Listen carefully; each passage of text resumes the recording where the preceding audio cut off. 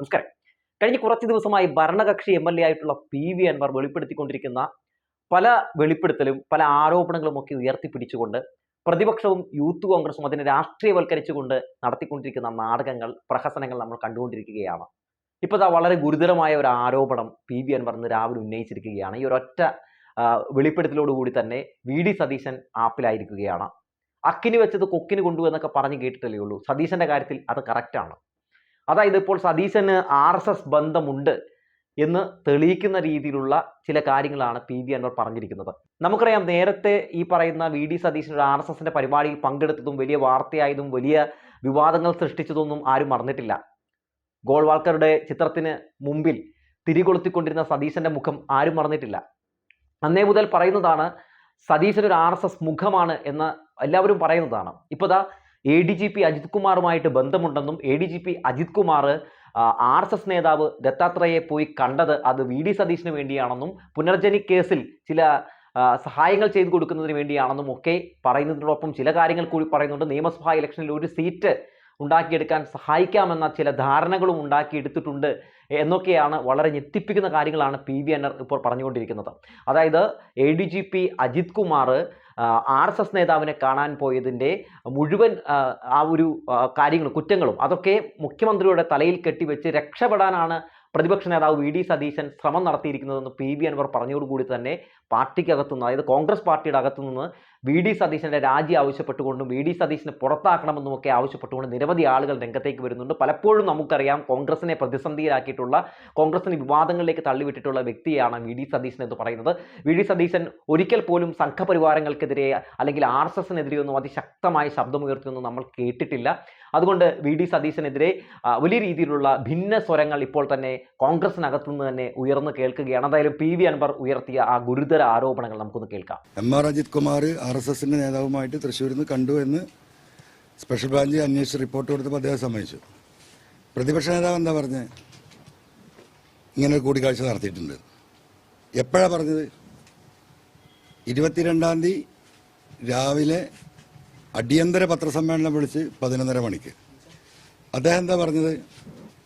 M.R. Ajith Kumar RSS നേതാവിനെ കണ്ടു, പിണറായി വിജയന്റെ ദൂതനായി പോയി തൃശ്ശൂർ പൂരം കലക്കാനും സീറ്റുണ്ടാക്കി കൊടുക്കാനുമുള്ള ആ ഗൂഢാലോചനയുടെ ഭാഗമെന്ന് പറഞ്ഞു.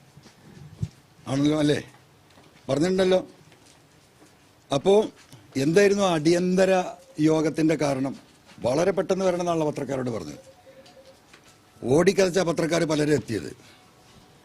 അതിൻ്റെ കാരണം അദ്ദേഹത്തിന് ഇത് വെളിപ്പെടുത്താൻ അദ്ദേഹം നിർബന്ധിതനാകുന്നതിൻ്റെ തൊട്ട് മുമ്പ് ആ വിവരം എനിക്ക് കിട്ടിയിട്ടുണ്ട്.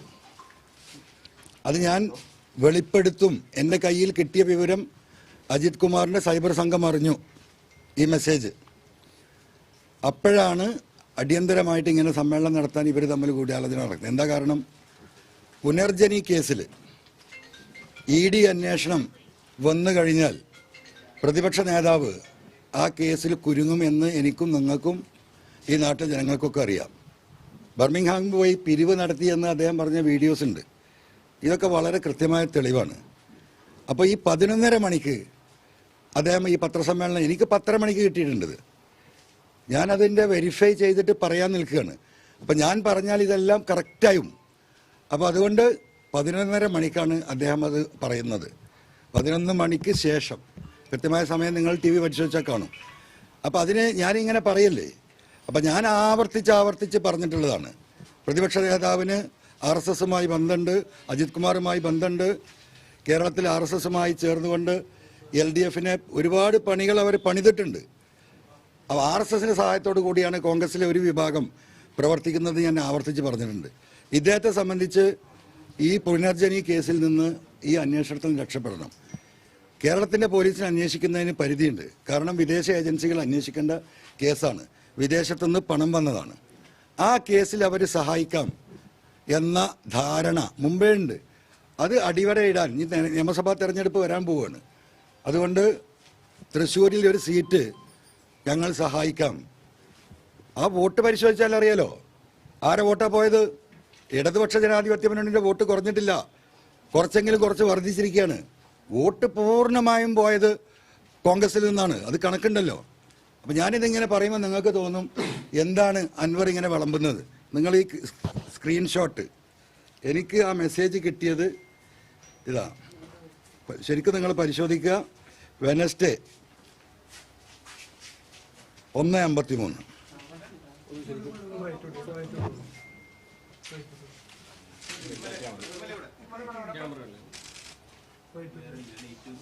അപ്പോൾ ഇതേ കൊടുക്കാം. അപ്പം ഈ പറഞ്ഞതുപോലെ പി വി അൻവറിന് ഈ വിവരം കിട്ടിയിരിക്കുന്നു. പി വി അൻവർ ഈ വിവരം വെളിപ്പെടുത്താൻ പോകുന്നു. അപ്പം അതിനെ നേരെ ഉൾട്ട പിണറായി വിജയൻ്റെ ആവശ്യപ്രകാരം ഈ പറയുന്ന ADGPയെ ഈ കാര്യത്തിന് BJPക്ക് സീറ്റുണ്ടാക്കി കൊടുക്കാം, അതിന് മറ്റു സഹായം ചെയ്താൽ മതി എന്ന് പറഞ്ഞ് പിണറായി വിജയൻ പറഞ്ഞു വിട്ടു എന്ന അദ്ദേഹം കുരുങ്ങാൻ പോകുന്നത്. എന്നാൽ അദ്ദേഹം സ്വയം ഏറ്റെടുക്കട്ടെ, ഞാൻ ED അന്വേഷണത്തിന് തയ്യാറാണെന്ന് പറയട്ടെ. പ്രതിപക്ഷ നേതാവ് ഈ പണം തട്ടിപ്പ് ആവശ്യപ്രകാരം ഈ പറയുന്ന ADGPയെ ഈ കാര്യത്തിന് BJPക്ക് സീറ്റുണ്ടാക്കി കൊടുക്കാം, അതിന് മറ്റു സഹായം ചെയ്താൽ മതി എന്ന് പറഞ്ഞ് പിണറായി വിജയൻ പറഞ്ഞു വിട്ടു എന്ന അദ്ദേഹം കുരുങ്ങാൻ പോകുന്നത്. എന്നാൽ അദ്ദേഹം സ്വയം ഏറ്റെടുക്കട്ടെ, ഞാൻ ED അന്വേഷണത്തിന് തയ്യാറാണെന്ന് പറയട്ടെ. കേട്ടല്ലോ. അതായത് MR അജിത് കുമാറിന് RSSുമായും കോൺഗ്രസുമായും ബന്ധമുണ്ടെന്ന് PV അൻവർ പറയുന്നുണ്ട്. മാത്രവുമല്ല, നമുക്കറിയാമല്ലോ, ഇപ്പോൾ ADGP അജിത് കുമാറിനെതിരെ ഉയർന്നിരിക്കുന്ന ഈ ആരോപണങ്ങൾ ഒന്ന് ആലോചിച്ച് നോക്കൂ. സോളാർ കേസ് അട്ടിമറിച്ചു എന്ന ഗുരുതരമായൊരു ആരോപണം കഴിഞ്ഞ ദിവസം PV അൻവർ ഉന്നയിക്കുകയും ഈ സോളാർ കേസിലെ പരാതിക്കാരി അത് ശരിവെക്കുന്ന സാഹചര്യവും നമ്മൾ കണ്ടു. മൊഴി മാറ്റണം എന്നതായിരുന്നു ഈ പരാതിക്കാരിയോട് പറഞ്ഞത്. ആരെ രക്ഷിക്കാൻ വേണ്ടിയാണ്? അതായത് UDFന്റെ നേതാക്കളെ രക്ഷിക്കാൻ വേണ്ടിയാണ് ADGP അജിത് കുമാർ അങ്ങനെ ചെയ്തത്. ADGP അജിത് കുമാറിനെ നേരത്തെ മുതൽ അറിയാമെന്ന് പറഞ്ഞത് ഈ സോളാർ കേസിലെ പരാതിക്കാരിയാണ്. അപ്പം അങ്ങനെയൊക്കെ നോക്കുമ്പോൾ ADGP അജിത് കുമാർ UDFന്റെ കോൺഗ്രസിന്റെ ഒരു ഏജന്റാണ്. അതുപോലെ തന്നെ BJPയുടെ കാര്യം എടുത്താലോ BJPയുടെ കാര്യത്തിലും അങ്ങനെയൊക്കെ തന്നെയാണ്. ഇപ്പോൾ തൃശ്ശൂർ പൂരം അട്ടിമറിച്ചതുമായി ബന്ധപ്പെട്ട് അതായത് ഇദ്ദേഹത്തിന് പങ്കുണ്ട് എന്ന് പറയുമ്പോഴും നമുക്കറിയാം അങ്കിത് അശോകാണ് അന്ന് അവിടെ ഈ കാര്യങ്ങളൊക്കെ ഇത്തരത്തിലുള്ള അലങ്കോലപ്പെടുത്തലുകളൊക്കെ നടത്തിയതെങ്കിലും അതിന് പിന്നിൽ ഇദ്ദേഹമാണെന്ന് പറയുമ്പോൾ നമുക്ക് പൂർണ്ണമായും തള്ളിക്കളയാൻ പറ്റില്ലെന്ന്. കാരണം ഈ വിഷയവുമായി ബന്ധപ്പെട്ട് ഇതുവരെ ഈ പറയുന്ന ADGP അജിത് കുമാർ പ്രതികരിച്ചിട്ടില്ല. ഇനി ഇതിന്റെ വസ്തുതാപരമായിട്ടുള്ള തെളിവുകൾ പുറത്തു വരേണ്ടതുണ്ട്. അതിന്റെ അന്വേഷണങ്ങൾ നടന്നുകൊണ്ടിരിക്കുകയാണ്. ആ റിപ്പോർട്ട് വന്ന ശേഷം മാത്രമാണ് അദ്ദേഹത്തിനും ഇതിൻ്റെ ഒരു പങ്കുണ്ട് എന്ന് നമുക്ക് ഉറപ്പിച്ച് പറയാൻ കഴിയൂ എന്നതൊരു വസ്തുതയാണ്. പക്ഷേ ഈ നിമിഷം വരെ അദ്ദേഹം അത് തിരസ്കരിക്കാനോ ആ വിഷയവുമായി ബന്ധപ്പെട്ട് അതില്ലെന്ന് പറയാനോ അദ്ദേഹം തയ്യാറാവുന്നില്ല. ഒപ്പം BJP എന്താണ് ഇവിടെ ചെയ്യുന്നത്? BJPയെ സംബന്ധിച്ച് BJP ഈ വിഷയമായിട്ട് ബന്ധപ്പെട്ട് ഒരു രീതിയിലുള്ള ഒരു വിമർശനവും ADGP അജിത് കുമാറിനെതിരെ ഉന്നയിച്ച് നമ്മളെങ്ങും കേൾക്കുന്നില്ല. BJP അധ്യക്ഷൻ K സുരേന്ദ്രൻ പോലും ഈ വിഷയത്തിൽ സൈലന്റ് ആണ്. സുരേഷ് ഗോപി, അദ്ദേഹം കേന്ദ്ര സഹമന്ത്രി കൂടിയാണ്, ഇതിൻ്റെ ഒരു ഗുണഭോക്താവ് അദ്ദേഹമാണ്. പക്ഷേ അദ്ദേഹവും ഈ വിഷയത്തിൽ സൈലന്റ് ആയിട്ട് നിശബ്ദത പാലിച്ച് നിൽക്കുകയാണ്. അതും ഏറെ ഗൗരവത്തോടു തന്നെയാണ് നമ്മൾ നോക്കിക്കാണുന്നത്. ഈ നിശബ്ദതയിൽ നിന്ന് നമ്മൾ എന്താണ് മനസ്സിലാക്കേണ്ടത്?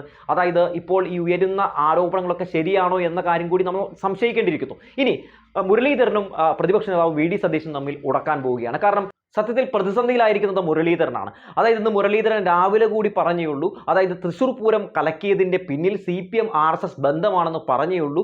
ഇപ്പോൾ ഇങ്ങനെ ഒരു കാര്യം കൂടി, അതായത് സതീശൻ്റെ RSS ബന്ധം പുറത്തേക്ക് വരുമ്പോൾ, സതീശന് വേണ്ടി ഇങ്ങനെ ADGP അജിത് കുമാർ നടത്തിയ ചില കാര്യങ്ങളൊക്കെ പുറത്തു വരുമ്പോൾ മുരളീധരൻ ഈ വിഷയവുമായി ബന്ധപ്പെട്ട് ഒരു ഭിന്നസ്വരം ഉയർത്താനുള്ള സാധ്യത നമുക്ക് തള്ളിക്കളയാൻ പറ്റില്ല.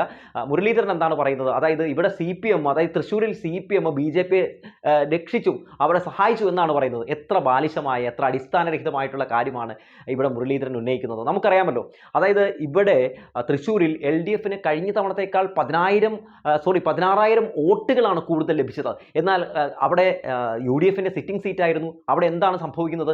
അവിടെ 3ാം സ്ഥാനത്തേക്ക് UDFന്റെ സ്ഥാനാർത്ഥി തള്ളപ്പെട്ടു പോകുന്ന സാഹചര്യം ഉണ്ടാകുന്നു. അവിടെ 74,000-ലധികം വോട്ടുകൾക്ക് സുരേഷ് ഗോപി ജയിക്കുന്നു. അതിനുശേഷം എന്തൊക്കെയാണ് നടക്കുന്നത്? തൃശ്ശൂരിലെ DCC അധ്യക്ഷനെതിരെ ഭിന്നസ്വരം ഉയർന്നത് നമ്മൾ കേട്ടില്ലേ?